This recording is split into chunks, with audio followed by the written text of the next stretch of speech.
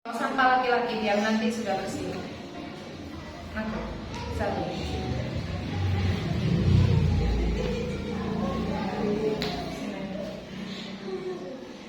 Ferdi, Fandi, Firman, Adin, Rakit. Udah datang belum? Sendirian masih ya? Fandi saja. Temennya nggak ada yang datang.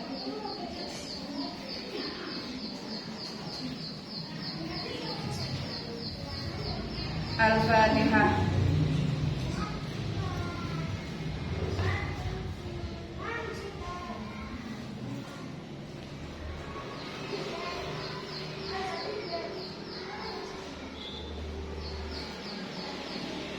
Kemarin sampai di Ahlul Haq dan Ahlul Dhalalah. Maka inti dari hidup itu kamu statusnya orang taat atau tidak taat. Pada akhirnya kamu kaya atau tidak kaya itu nggak begitu berarti ya. Kamu jadi dokter atau jadi seorang penjual itu akhirnya nggak begitu berarti. Tapi statusnya kamu orang taat atau tidak taat.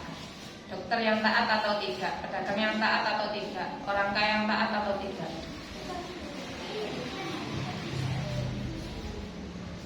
Qala Rasulullah sallallahu alaihi wasallam, dawuh sapa Rasulullah sallallahu alaihi wasallam, man arafa utawi sapane wong arafa kang ngerti sapa man nafsahu ing awake man, faqat arafa mongko teman-teman wis ngerti sapa man robbahu ing pangerane man. Fa ida arafa mongko nalika ngerti sapa man ajza nafsihi ing apese awake man, arafa mongko ngerti sapa man qudratallahi ing kekuasaane Allah taala, moho luhur sapa Allah. Walayak tamidulan orang tetanggenan sopot tolib. Oh sudah. Jadi ada bunyi hadis yang isinya man arafa nafsahu faqad arafa rabbah.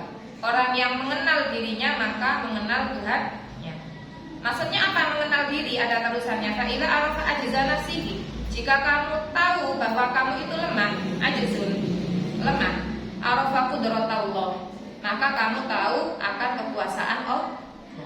Ini semuanya kembali lagi ke rasa yang ada dalam hati. Dan itu harus dilatih, gak bisa langsung kayak gini.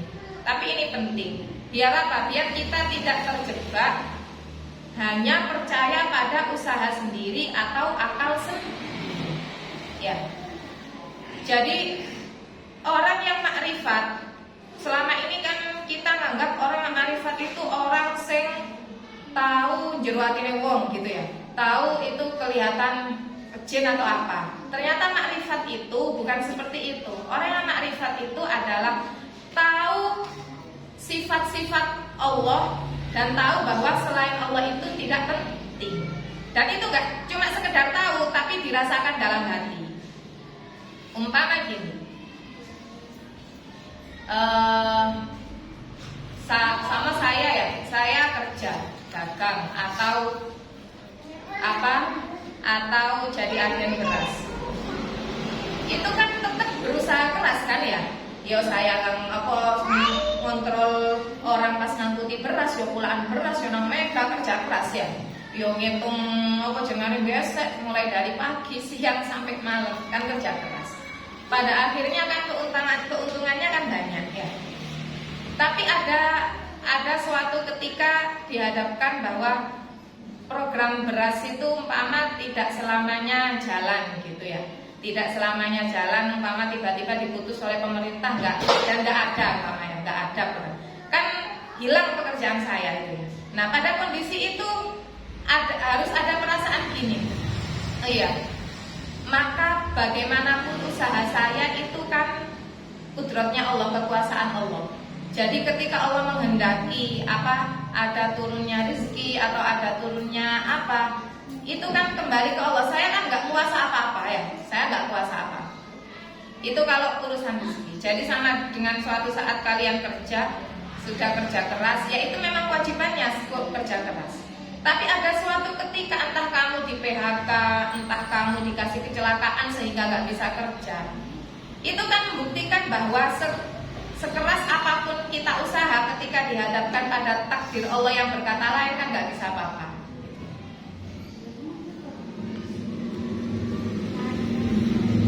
Kembali lagi ke ilmu.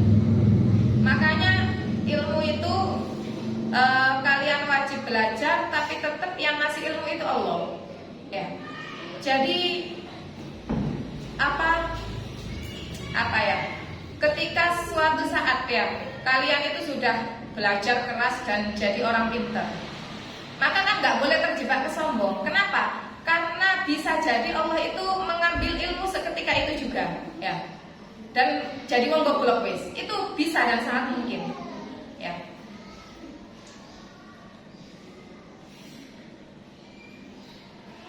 Wala yaktamidu ala nafsihi wa aqlihi. Lan ora tetanggenan sapa tolib ala nafsihi ing awake tolib wa aqlihi lan akali tolib. Sehingga orang yang makrifat itu tidak menggantungkan akal dan dirinya.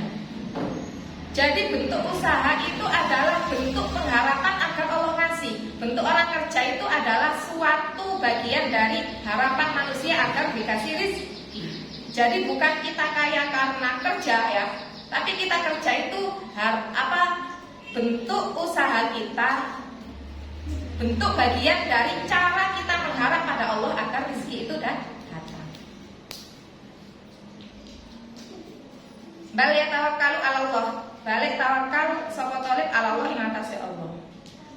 Jadi seorang murid itu tidak boleh dengan belajarnya itu menganggap bahwa belajarnya membuat dia pintar, tapi dia wajib keyakinan bahwa yang memberikan kepintaran itu Allah.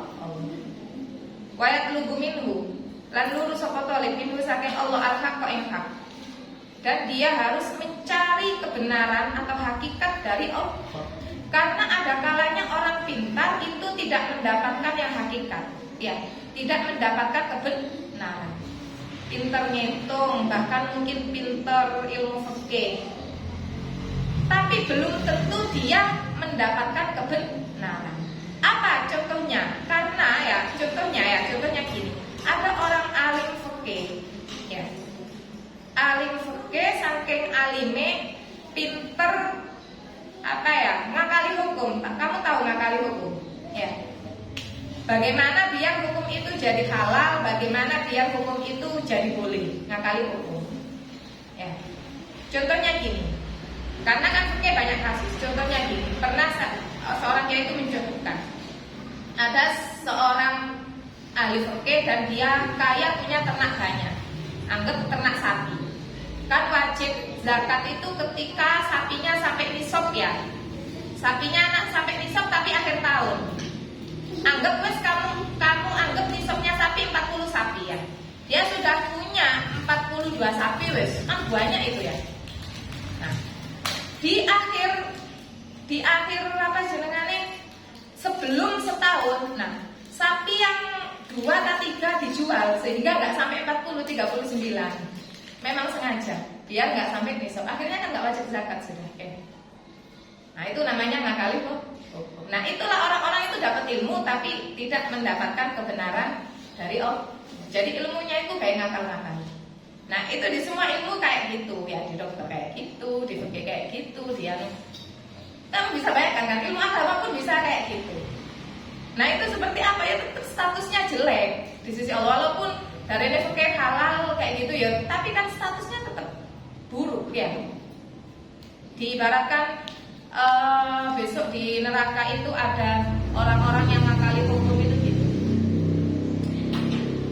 Dimasukkan neraka tapi nggak langsung dimasukkan ke dalam tong. Dia masukkan ke dalam tong dulu, kan lebih tong ya, tongnya dilebokkan neraka. Habis itu tanya ke Allah, ya Allah kenapa engkau memasukkan saya ke neraka? Bukankah saya sudah melakukan hal yang halal? Enggak, saya enggak memasukkan kamu, saya masukkan engkau ke neraka. Kan nggak kalian, jadi dimasukkan.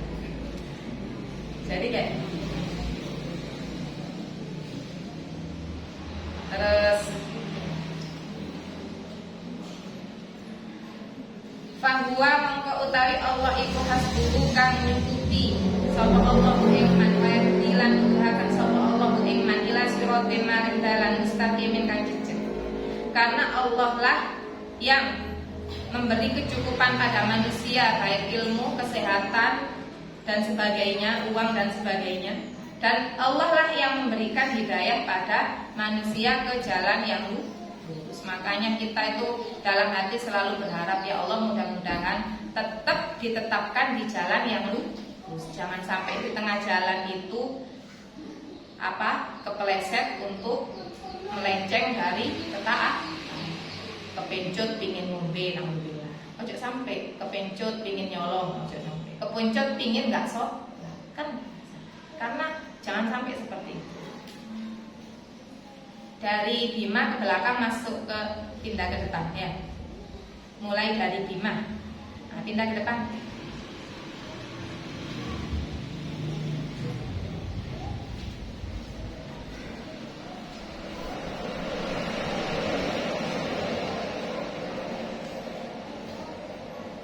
Jadi taat itu harus dipertahankan dengan kuat ya.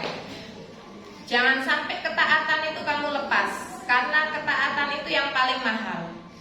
Dan baru kerasa mahalnya besok ketika kalian sudah meninggal atau di hadapan Allah. Jadi gini, pernah ada diistilahkan, ada orang yang kaya dan obsesi atau cita-cita dalam hatinya itu pengen kekayaannya bertambah terus. Kerja keras bertambah terus. Tapi ketika besok di akhirat dan berhadapan dengan Allah, itu akan jadi orang yang sangat malu. Kenapa? Yang ditampilkan, bahwa kalian bayangkan layar ya, yang ditampilkan di layar dalam hatinya itu mau pingin tuku motor, pingin rumah tingkat, pingin tanah tambah. Itu sangat memalukan ya, sangat memalukan. Jadi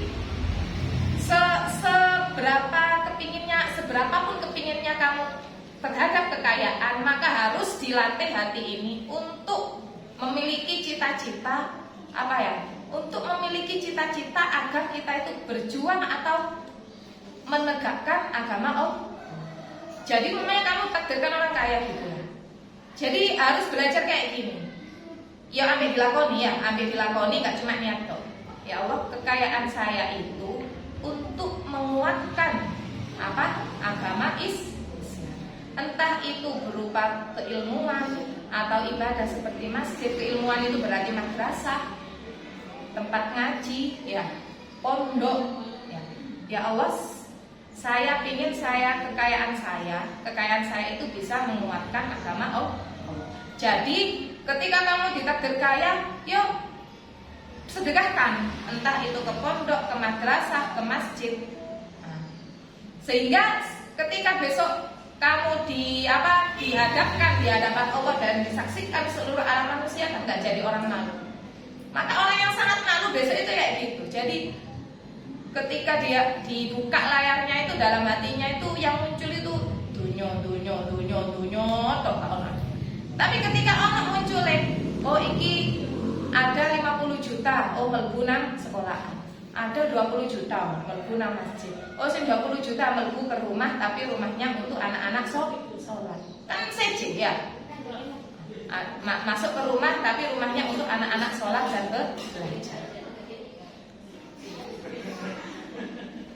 Waman lahu utawi sapane wong kana ana sapa man lahu iku tetep keduwe manung utawi bondo. Fala ya bakhulu wa yang baru. Jadi kalau kamu jadi orang kaya, jangan menjadi orang kaya yang kikir, yang masjid ya. Wallahu a'lam.